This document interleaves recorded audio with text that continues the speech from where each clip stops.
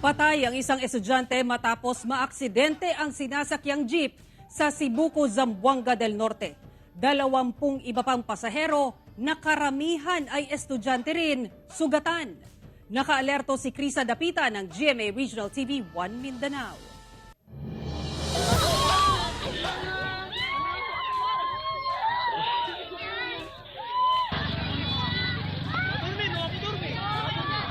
Nakahandusay pa sa highway ang mga estudyanteng ito.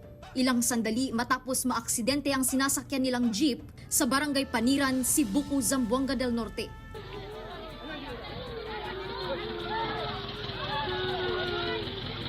Ang ilan, halos mawalan na ng ulirat sa tabing kalsada.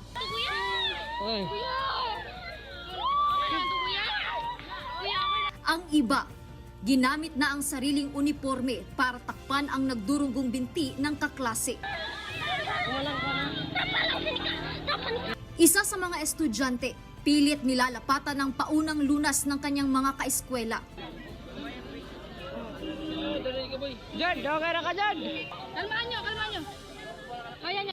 Isa sa mga estudyante ang namatay na kinilalang si Junray Ramos, 16 na taong gulang. Mahigit 20 ang nasugatan sa aksidente. Sa investigasyon ng pulisya, nawalan umano ng preno ang jeep na minamaneho ni Larry Uray, 59 na taong gulang, nang dumaan sa pababang bahagi ng kalsada ng naturang barangay.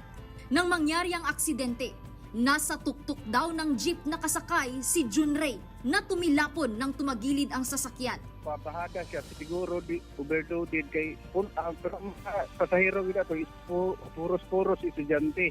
Ang bilis diyan dito para sa upat ka tao. Manang uban daw base sa nakakita na sa taplo ang uban ikabit kay last night naman gusto siya nga kuan biyahe maong nangyawat na po mga estudyante nga makasakay. Sumuko ang driver ng jeep sa Sibuco Municipal Police Station.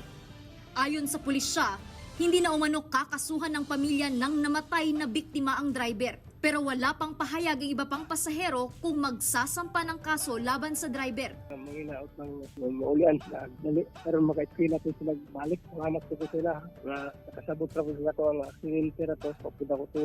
Interview na ko ang mga pamilya sa kuan. Dili ra daw sila mo pasaka og kaso basta ang ilahan lang gusto is tabangan na sila sa gasto sa ospital. Ug nipasalig man pud ang kuan kat sila ray mo kuan shoulder sa gastuhon sa ospital. Mula sa GMA Regional TV 1 Mindanao, Krisa Dapitan, nagbabalita para sa GMA Integrated News.